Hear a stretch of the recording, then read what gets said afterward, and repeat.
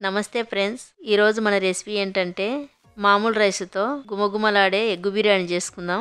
Gas on చేసుకొని water పోసుకునే బండిల్ని పెట్టుకున్నాం. 7 గుడ్లు తీసుకున్నాను. హాఫ్ స్పూన్ సాల్ట్ వేసుకుందాం. గుడ్లను బాగా ఉడికించుకుందాం. గుడ్లు ఉడికినాయండి. ఒక ప్లేట్లోకి తీసుకుందాం. గిన్నె తీసుకున్నాను.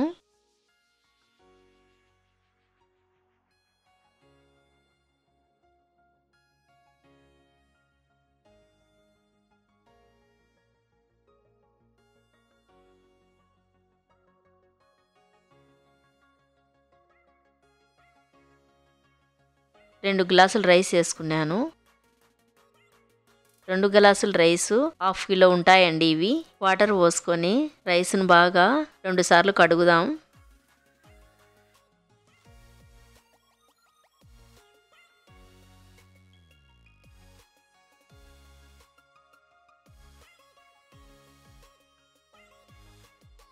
హాఫ్ కేజీ రైస్కు 2 లీటర్లు వాటర్ పోసుకున్నాను.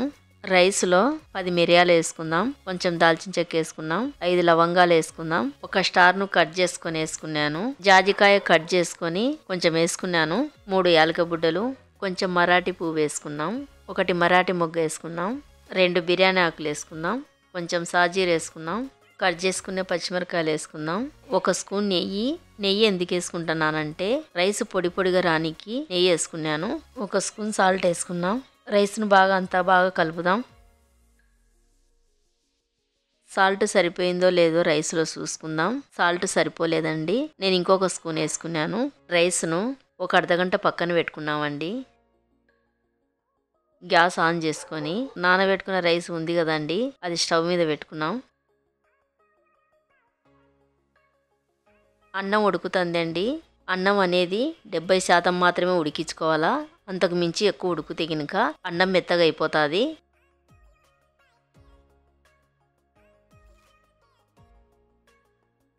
రైస్ నేను చూపించినట్టు ఉడకాలండి. రైస్ బాగానే ఉడికింది. ఈ రైస్లో ఉన్న వాటర్ అన్నీ వంపేసుకుందాం. బండిలు పెట్టుకొని 3 స్పూన్ల ఆయిల్ వేసుకుందాం. కట్ చేసుకున్న ఉల్లిగడ్డలు వేసుకుందాం.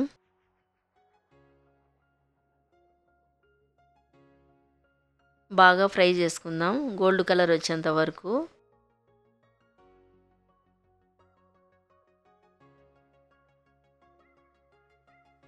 ఫ్రై అయినాక ఒక ప్లేట్లోకి తీసుకుందాం.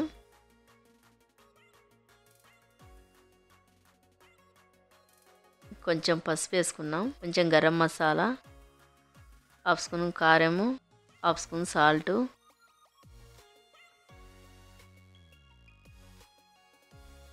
ఉడికించుకున్న గుడ్లు వేసుకొని 1 నిమిషం పాటు గుడ్లను బాగా ఫ్రై చేసుకుందాం.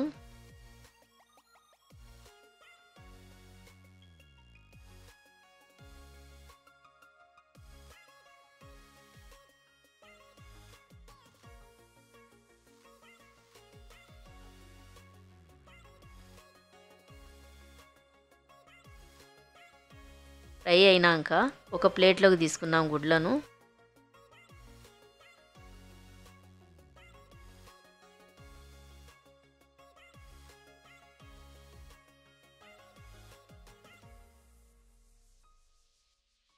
ఆయిల్ సరిపోలేదు, ఇంకా 2 స్పూన్ల ఆయిల్ వేసుకున్నాను.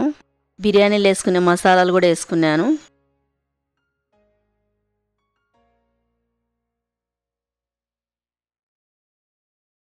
కొన్ని ఉల్లిగడ్డలు వేసుకుందాం.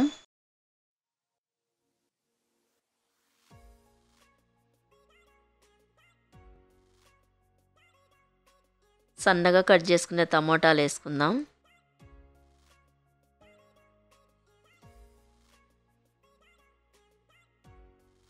కట్ చేసుకునే పచ్చిమిరపకాయలు వేసుకున్నాం. టమోటాలు బాగా ఫ్రై కావాలండి. 1 నిమిషం పాటు ఫ్రై చేసుకుందాం.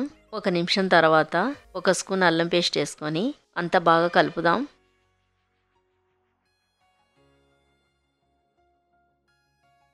హాఫ్ స్పూన్ పసుపు వేసుకున్నాం.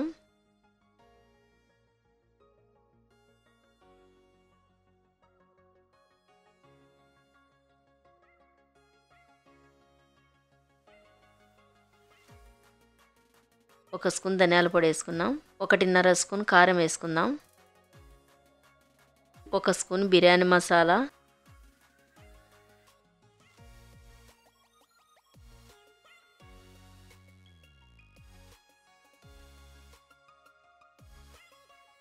ఫ్రై చేసిన ఆనియన్స్ కొన్ని వేసుకుందాం.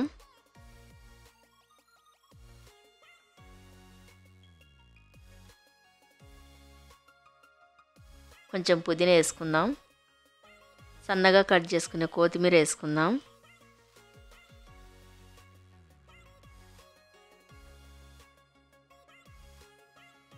ఒక కప్పు పెరుగు వేసుకుందాం.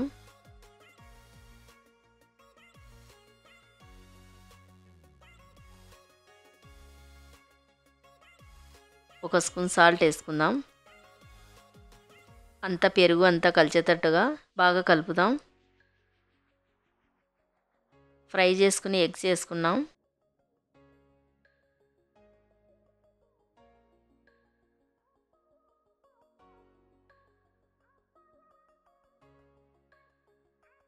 ఫ్రై చేసిన ఆనియన్స్ వేసుకున్నాం.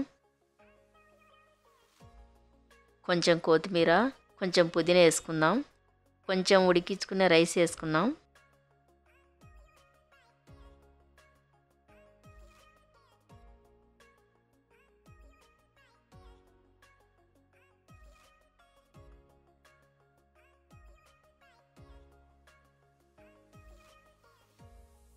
ఫ్రై చేసుకుని ఆనియన్స్ వేసుకున్నాం అన్నం పైన.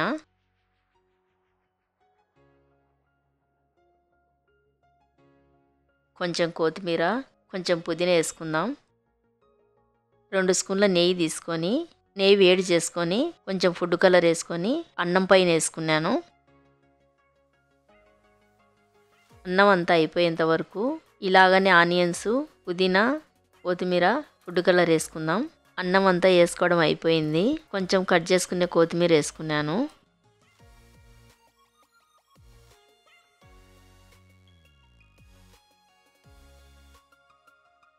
ఫ్రై చేసుకునే ఆనియన్స్ వేసినాను.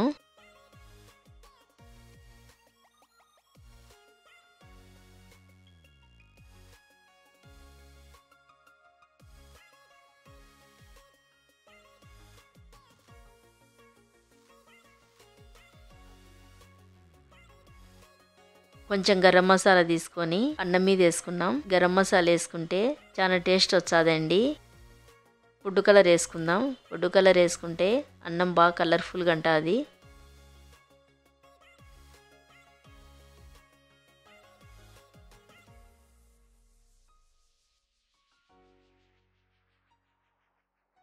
అన్నం ఉంచుకునే వాటరు 1/2 కప్పు తీసుకున్నాను. డేక్స చుట్టూ అంచుల పైన వేసుకున్నాను. అన్నంలో వాటర్ వేసుకుంటే అన్నం బాగా దమ్ అవుతుందండి. బిర్యానీలో 2 స్పూన్ల నెయ్యి వేసుకున్నామండి. నెయ్యి వేసుకుంటే బిర్యానీ చాలా టేస్ట్ ఉంటుందండి.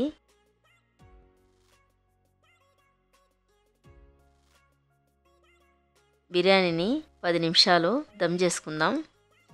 బిర్యానీ రెడీ అయిపోయిందండి. స్టవ్ మీద నుంచి ఇంటికి దించుకుందాం. ఒక 10 నిమిషాల తర్వాత బిర్యానీని ఒక ప్లేట్లోకి తీసుకుందాం. చూడండి బిర్యానీ ఎంత పొడి పొడిగా ఉందో. మామూలు రైస్తో చేసినా కూడా బిర్యానీ రైస్ లెక్క సూపర్గా ఉందండి. మన ఎగ్ బిర్యానీ రెడీ అయిపోయిందండి. నా వీడియో కానీ నచ్చితే నాకు లైక్ చేసి సపోర్ట్ చేయండి. ఇంకొక కొత్త రెసిపీతో మళ్ళీ కలుద్దామండి.